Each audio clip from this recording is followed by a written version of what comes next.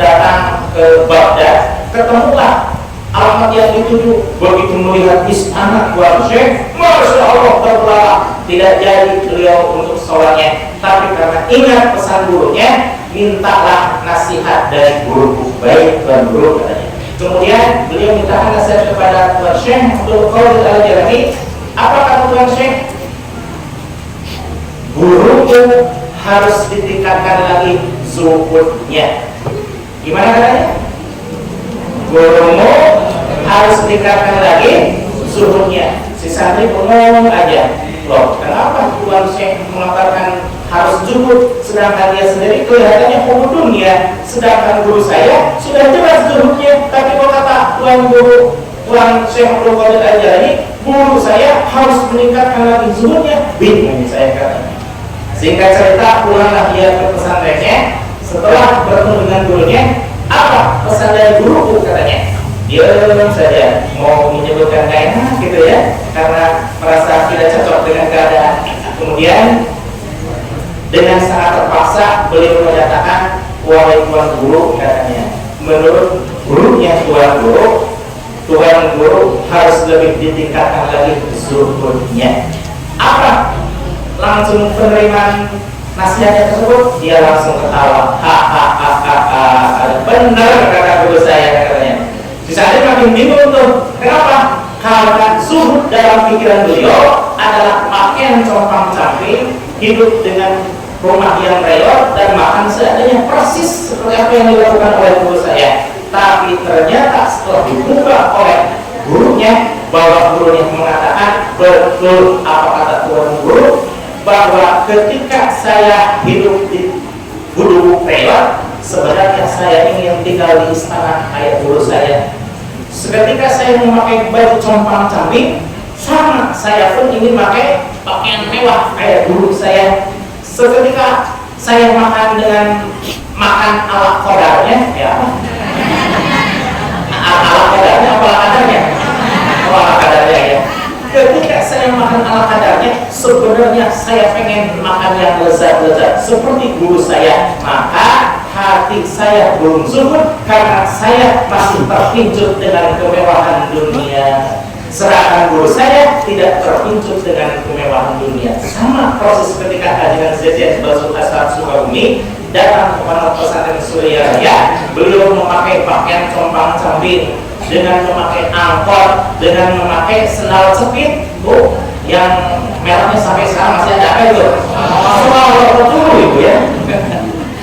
Setelah mendapatkan petua dari para sahabat, lalu kata para sahabat melalui utusannya, ajengan kata para sahabat, cukup saja hatinya yang zuhud, pakaian mah gak usah. Seketika pamersa ajengan dia tidak pulang ke rumah, tapi datang ke toko. Toko apa?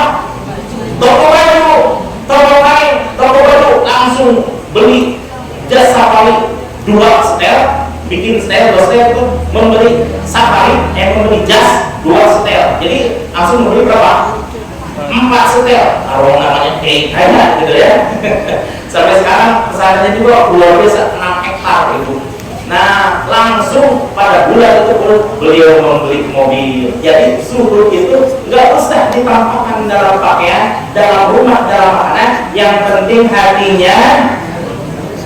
penting hatinya, yaitu tidak terkait pada keinginan duniawi, tapi terpenuhi apa-apa yang dibutuhkan, insya Allah.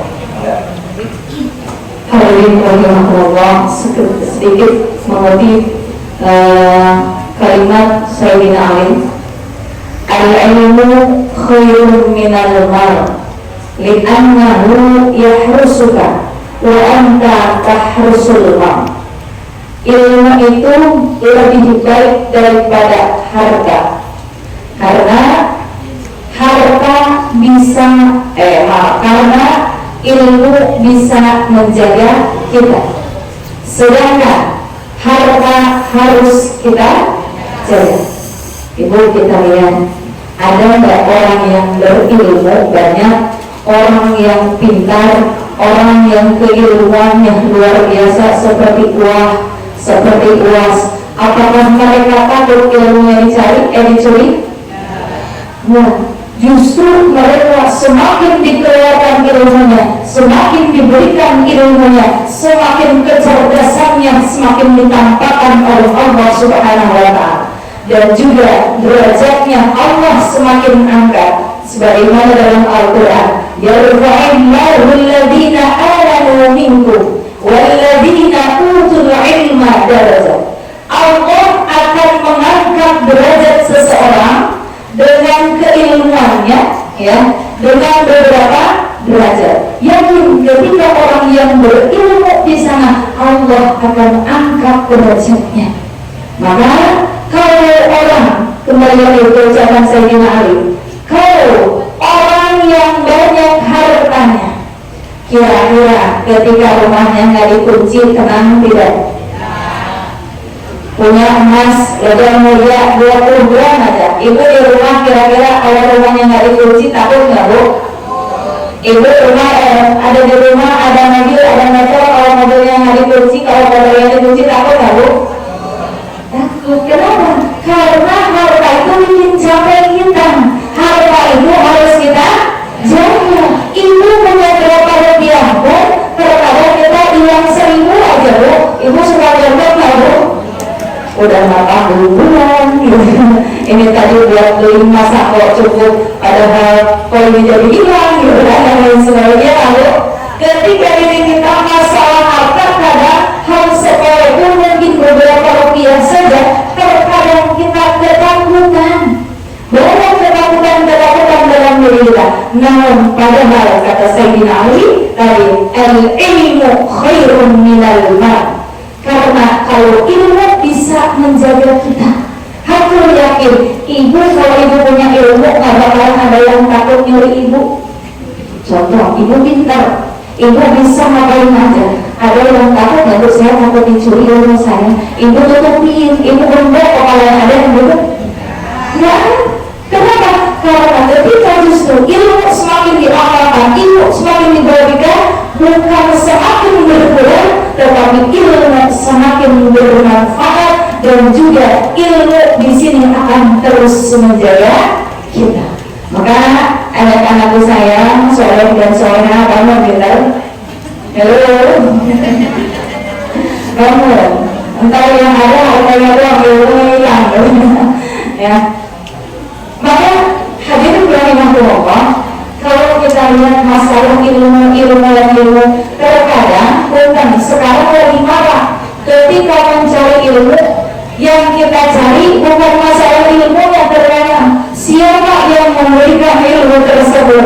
Coba terus sekarang, wah ada ini ustaz ini, ada ustaz ini, wah dikejar, tapi giliran pengajian di tempat sendiri, oh pasti ustaznya gitu juga. Ada yang berbeda?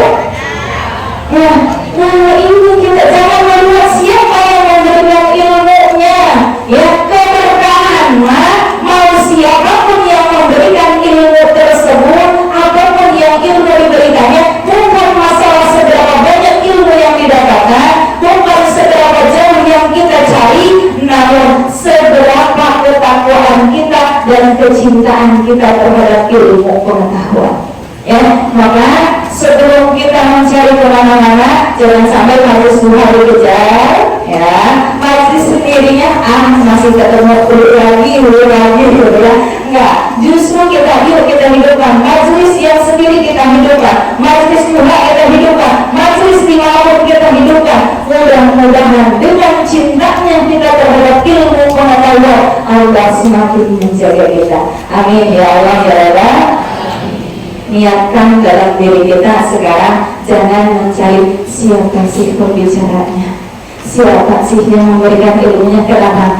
Karena ya, kita lihat Imam Syafi'i kenapa bisa cerdas luar biasa.